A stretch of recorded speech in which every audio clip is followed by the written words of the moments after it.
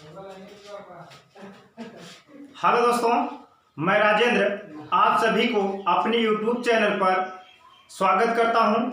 तो दोस्तों, आज क्लास 9th फिजिक्स में शुरुआत कर रहे हैं क्लास 9th फिजिक्स का मोशन गति। तो हम समझते हैं गति क्या है, गति किसे कहते हैं, गति के प्रकार क्या है ना। ये सब सारी बातें आप इस चैप्टर में समझेंगे।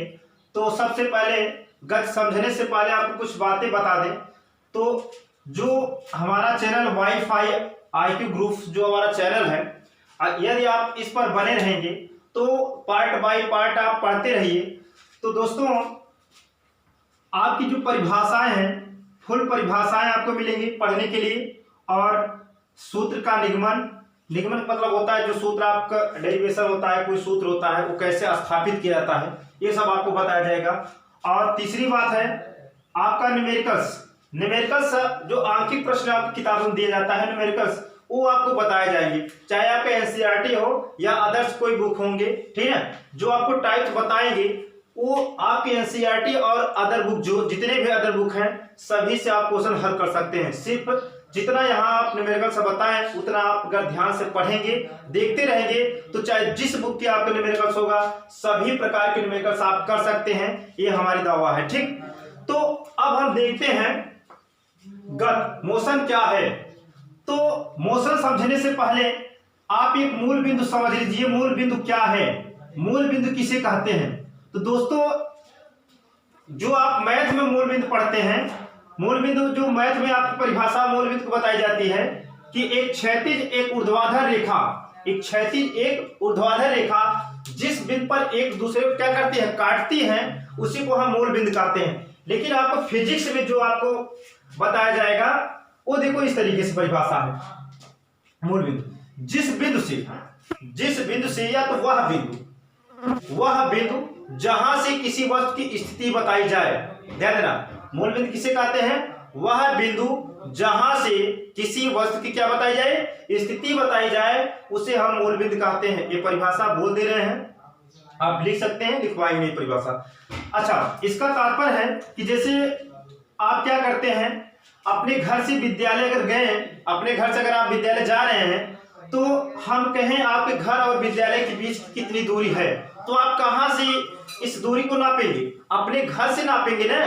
तो घर और विद्यालय की जो दूरी है या घर और विद्यालय की जो स्थिति आप बता रहे हैं वो कहां से बता रहे हैं, अपने घर से बता रहे हैं, जहां से आप चल रहे हैं। तो ध्यान देना, तो जो दूरी नापेंगे कहां से नापेंगे, घर से नापेंगे। तो यही आपकी क्या है, मूल बिंदु। तो जहां से किसी वस्तु की स्थिति बताई जाए वहीं पर क्या होता है, मूल बिंदु। जैसे हम कहें कोई व्यक्ति है, यहां से इस बिंदु से 4 किलोमीटर दूरी इस बिंदु पर आ गया, तो बताइए हम कहे कि इस वस्तु की स्थिति क्या है, मतलब इसकी दूरी क्या है, मतलब कि कितना किलोमीटर हम आए, ठीक है ना। तो क्या करेंगे, हम इसी बिंदु से नापेंगे ना। तो इसी बिंदु से नापेंगे तो इस दूरी की स्थिति कहां से बताई जा रही है, यहां से। कभी यहाँ 2 था तो कभी यहाँ 3 था, यहाँ कितना हो गया, 4 हो गया, तो स्थिति बदलती गई। तो कहां से हम नापेंगे, इस बिंदु से। तो यही बिंदु क्या हो गया, आपकी मूल बिंदु। जहां से किसी वस्तु की स्थिति बताई जाए उसी को हम क्या कहते हैं, मूल बिंदु कहते हैं। ये हमेशा ध्यान देना। आगे हम देखते हैं मूल बिंदु के बाद हम देखते हैं विरामावस्था। बता दी विरामावस्था क्या है। विरामावस्था रेस्ट। तो ध्यान देना, विरामावस्था क्या है आपका, बहुत ही सिंपल परिभाषा है विरामावस्था का। आप विरामावस्था समझ लीजिए, मूल बिंदु समझ लिए। अब विरामावस्था समझेंगे, फिर आप गति समझेंगे, फिर गति के प्रकार समझेंगे। इसके आगे आप बढ़ते जाएंगे और पूरे गति चैप्टर को खत्म कर देंगे, ठीक। तो विरामावस्था जो है आपका, जब किसी वस्तु की स्थिति, देखो स्थिति, ये जो है स्थिति और स्थित, ये दोनों में बहुत ही अंतर है। स्थिति और स्थिति में बहुत ही अंतर है। स्थिति क्या है, ये परिवर्तनशील है, बदलती रहती है। अस्थित कभी भी नहीं बदलती। स्थित मतलब कोई वस्तु जहां स्थापित कर दे वहीं रहे, समय बदलता जाए पर वस्तु की स्थिति न बदले, वस्तु जहां है वहीं रहे, तो स्थित होती है। यदि कोई वस्तु समय के अनुसार बदलती रहे तो उसकी स्थिति मतलब वह परिवर्तनशील होगी। तो जो परिवर्तनशील होता है उसे हम स्थिति कहते हैं, जो परिवर्तनशील नहीं है उसे स्थिति कहते हैं। तो स्थिति और स्थिति में अंतर यही है, ठीक। तो विरामावस्था क्या है? जब कोई वस्तु जब किसी वस्तु के समय के साथ परिवर्तन यानी कि स्थिति में परिवर्तन ना हो, जब किसी वस्तु में समय के साथ उसकी स्थिति में कोई परिवर्तन ना हो, उसे हम क्या कहते हैं? विरामावस्था। उस वस्तु को हम विरामावस्था में कहते हैं। जैसे जैसे घर हो गया, क्या हुआ? घर, और स्कूल हो गए, है ना, ये सब क्या है? विरामावस्था में। कैसे में है? विरामावस्था में। क्यों? अगर कोई मेज रखी है, मेज पर अगर हम बुक रख दें, जब तक उस बुक को हम हटाएंगे नहीं तब तक वो वही रहेगी, है ना। समय बदलता जाएगा लेकिन बुक कहाँ रहेगी? मेज पर ही रखे रहेगी। तो उसकी स्थिति में कोई परिवर्तन हुआ नहीं ना। तो इस प्रकार से हम किसी भी वस्तु की विरामावस्था को समझ सकते हैं।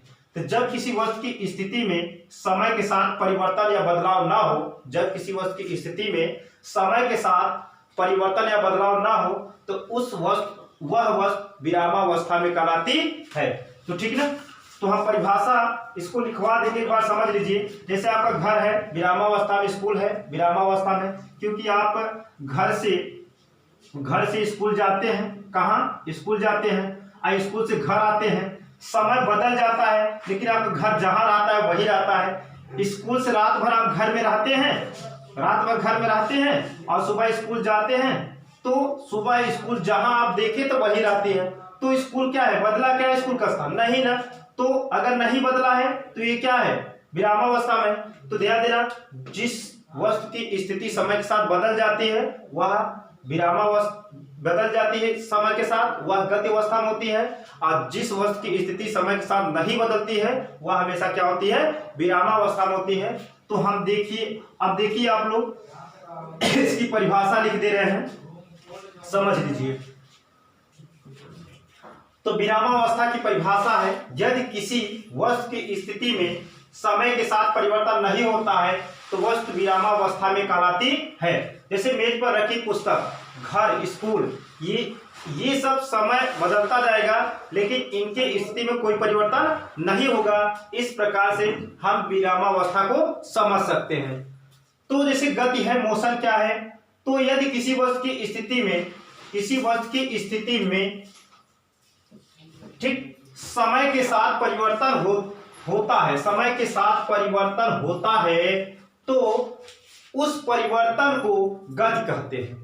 यदि किसी वस्तु की स्थिति में समय के साथ परिवर्तन होता है तो उस परिवर्तन को हम क्या कहते हैं? गति कहते हैं। जैसे सड़क पर वाहनों की गति, देखो सड़क पर वाहनों की गति अगर देखा जाए तो किसी समय, ठीक ना, कोई अगर गाड़ी है यहाँ पर है और कुछ देर बाद, अगर कुछ समय बाद देखे तो गाड़ी यहाँ आ जाएगी, फिर कुछ समय बाद देखे तो गाड़ी यहाँ आ जाएगी, फिर यहाँ आ जाएगी। वो हमेशा क्या है? बदलती रहती, समय के साथ उसकी स्थिति क्या है? बदलती रहती है। तो इस प्रकार से हम गति को समझते हैं। मैदान में खिलाड़ियों की गति मतलब कि मैदान में जो भी खिलाड़ी खेलते हैं उनकी गति समय के साथ बदलता रहता है, एक स्थान से दूसरे स्थान पर जाते रहते हैं। तो ध्यान देना, कोई भी वस्तु जब एक स्थान से दूसरे स्थान तक गया तो इसका मतलब समय के अनुसार उसमें परिवर्तन हुआ है। तो समय के अनुसार अगर परिवर्तन हुआ है तो वही परिवर्तन को हम क्या कहेंगे? गति कहेंगे। बस इतना समझना है आपको।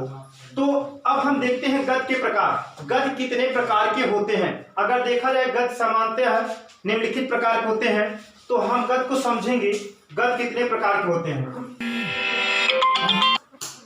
गति के प्रकार, टाइप्स ऑफ मोशन, अगर हम देखें तो देखो जैसे लिखा गया, सामान्यतः गति निम्नलिखित प्रकार की होती है।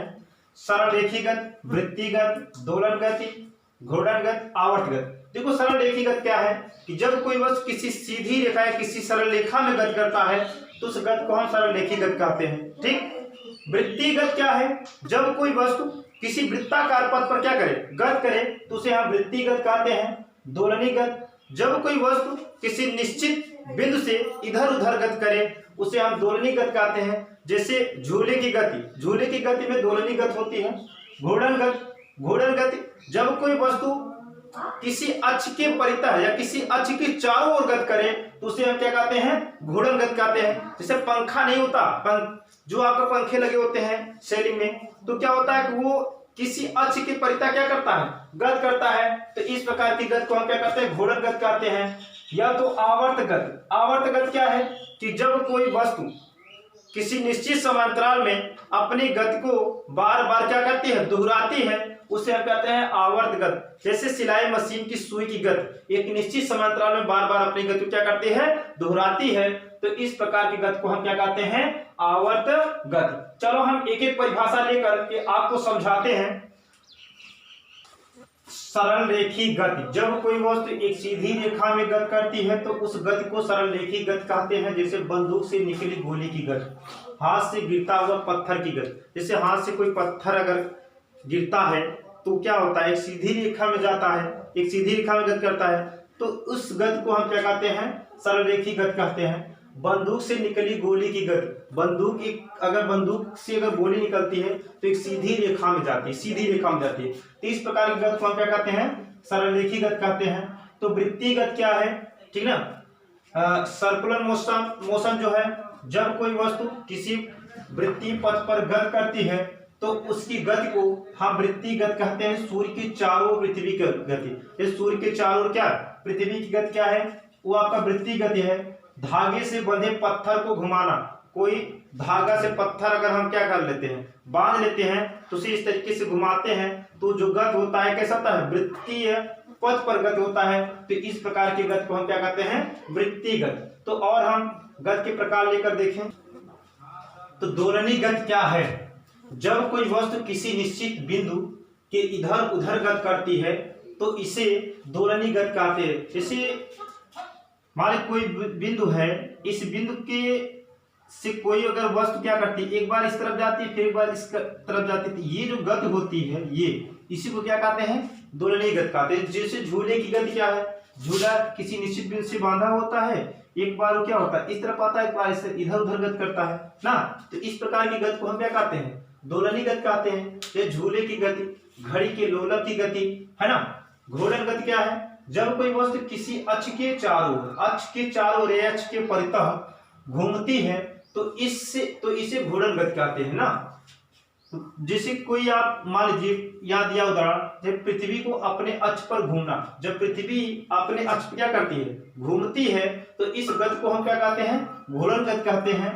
और पंखे की गति मतलब अगर सेलिंग वाला जो पंखा होता है वो किसी अक्ष से क्या होता है, बांधा होता है, और उस अक्ष के परितः से क्या करता है, गति करता है, तो उस गति को हम क्या कहते हैं, घूर्णन गति कहते हैं। आवर्त गति, जब कोई वस्तु किसी निश्चित समांतराल में अपनी गति को बार बार दोहराती है तो इसे आवर्त गति कहते हैं। जैसे सिलाई मशीन की सुई की गति, सिलाई मशीन की जो सुई की गति होती है एक निश्चित समांतराल में अपनी गति क्या करती है, बार बार दोहराती है। तो ये था आप गति के अंतर्गत मूल बिंदु क्या है, विरामावस्था क्या है, और गति क्या है, और गति के प्रकार कैसे होते हैं, ठीक। उन सभी को परिभाषा आपको बता दिया गया। अगली वीडियो में आपको इससे ही अच्छा समझने के चांस मिलेंगे। जैसे अगली वीडियो हम पढ़ाएं दूरी क्या है, विस्थापन क्या है, ठीक ना, एक समान गति क्या है, असमान गति क्या है, ये सभी आपकी अभी परिभाषाएं हैं। तो अगली वीडियो में आपको हम बताएंगे दूरी तथा विस्थापन में अंतर और दूरी और विस्थापन की परिभाषा अगली वीडियो में बताया जाएगा। तो इस वीडियो को यहीं से समाप्त करते हैं। तो ये वीडियो पार्ट बाय पार्ट आप देखेंगे तो समझ में आएगा, और हर पार्ट बाय पार्ट देखते रहेंगे तो आपको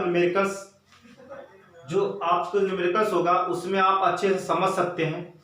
न्यूमेरिकल से इस चैनल पर बहुत ही अच्छे से आपको कराया जाएगा, और गारंटी है, जहां तक पूरा उम्मीद में करेंगे कि आप लोगों को जो न्यूमेरिकल से बताया अच्छे से समझ में आए। तो इस वीडियो को हम इन गति के प्रकार से ही समाप्त करते हैं।